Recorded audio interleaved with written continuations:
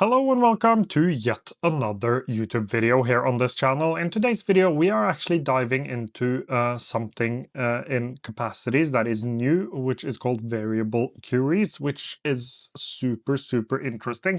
This is already available in Tana, but the point of showing something like this is just to show how powerful these object-based note-taking apps can be, especially with queries and that form of search functionality. So let's actually just jump right into it. I will set it up and I will explain to you as we go. I won't go too deep into the idea of queries, but if you want me to do that, please do comment down below and I will try to get that done as well. So let's jump right into it because this is a super interesting feature. Let's go ahead and create a new test person for the sake of this video. So test person is the name. And let's say I had a meeting with this test person. So let's go ahead and create meeting.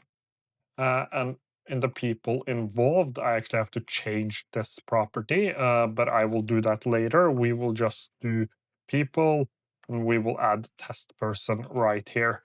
Um, you would probably go into your meetings, you would go into your object settings, and I would probably change this people involved property. So I would just go ahead and delete this, and I would add my own a property which is an object property like this. And you could choose to make this two-way or not, but I won't, or actually I will just do that just to get that done, and then you can actually jump into here and you can add that test person from right here as well. And when I go back in here, you can see the meeting right here, but let's say I wanted a better way. Let's say I had a lot of different information in here, and let's say that like it wasn't in the sidebar as a property. I didn't have a property right here with the test person. I just tagged people. I just say that for the sake of this video or this example, what I would do to get the information of like how many meetings have I had with this person, what was the meetings about. I like to have it like this because when I'm going into a meeting with someone, one-on-ones or a meeting about a project, I like to go back and reference things we have discussed before. I also have a to discuss feature or a to discuss object where I have everything I should discuss with one person, and having a query for that works quite well. So what you want to do is to create a query. So do \query.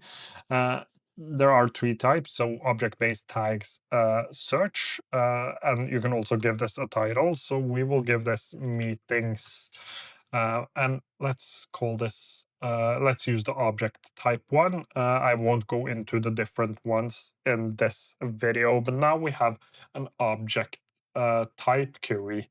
What I can then do is to choose an object type here.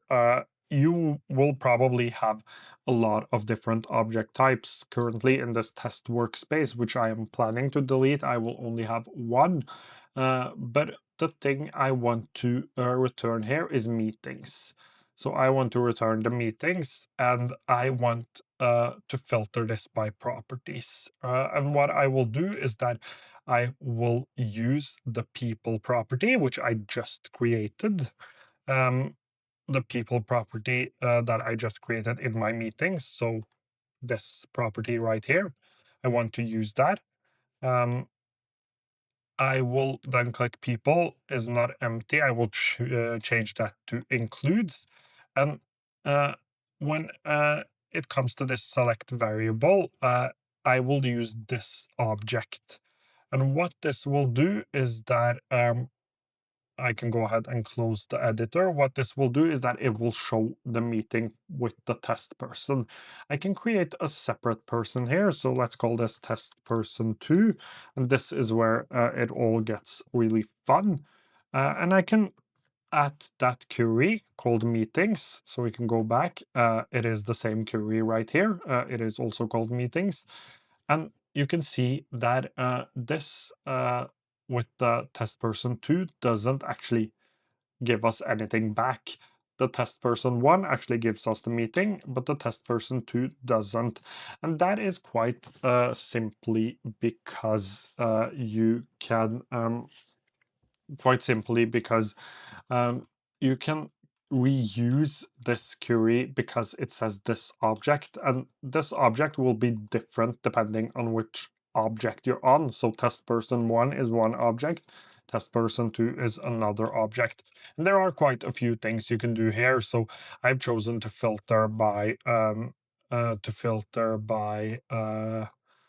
people. I could choose to filter by other things as well. So I could filter by title. There are quite a few things I could do here. You can filter by object type, by backlink object count, by tags, a lot of different options. So depending on what you need, you could actually change the query here. And these can get really complex if you want them to, and you can do a lot of cool stuff with them. As I said, I have something called to discuss, where I have everything I want to discuss with a person, and I have a query set up so it shows up on that person. So let's say I wanted to have a meeting with test person 2.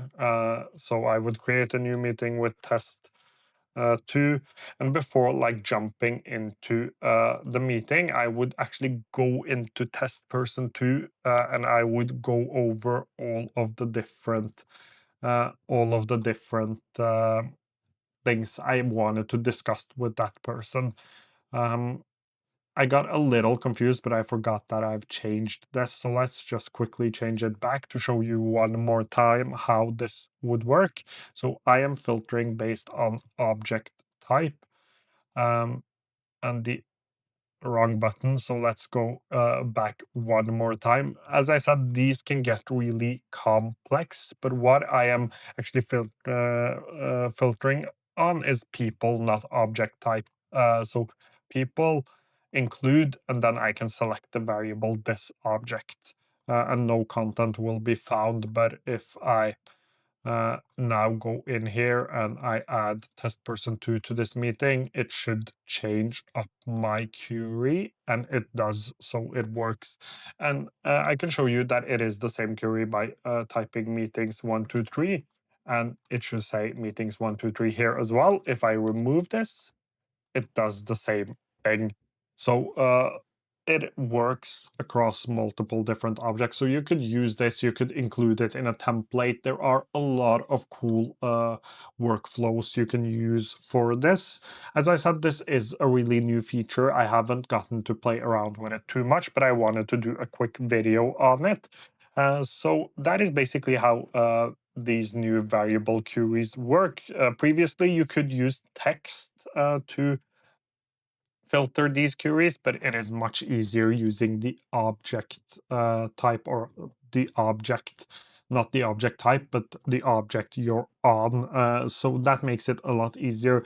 If it all feels a little confusing, the terminology behind it, and probably the way I am explaining it, might make it a little more confusing because it's called objects and object types and things like that. But it is actually really, really simple. It is just a search functionality with a filter where you can filter on other notes you have in your workspace. That is basically what it is.